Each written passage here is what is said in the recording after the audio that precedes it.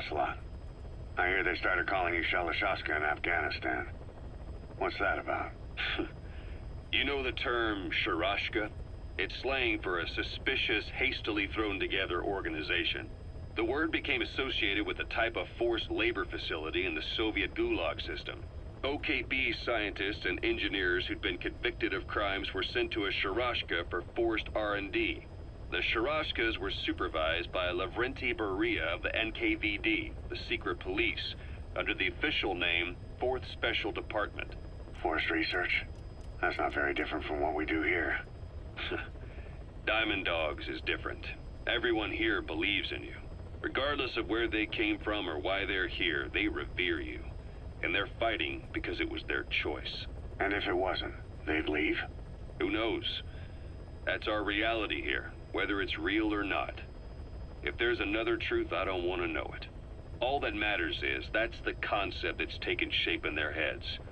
The traces of a group ideology, our superstructure, to put it in Marxist terms.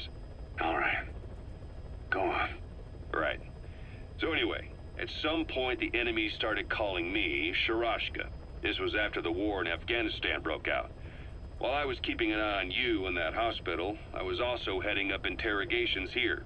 The men I broke gave up their comrades and families, everything they wanted to protect them most. No real cause for it. I just let myself get caught up in the old Russian pride. And suddenly I received the honor of becoming Special Interrogation Advisor to the forced labor camps. But the more men I interrogated, the more people saw me as just that, the interrogator. It helped cover my real objective of keeping you safe. You went that far for me? Far enough to keep you alive. I ended up being pretty well known among the Afghan guerrillas. Some of them would have seen me on the battlefield, and that's how I got the second half of the name. Shashka. It's a sword, a type of saber from the Caucasus.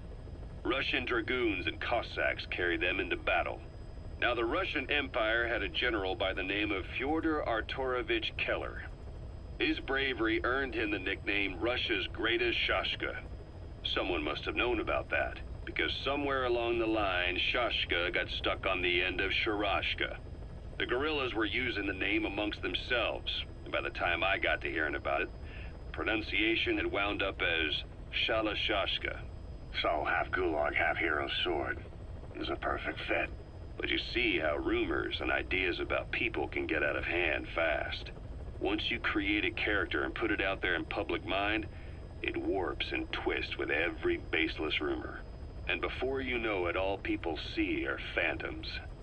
In my case, it works out just fine. I'm plenty used to working under aliases.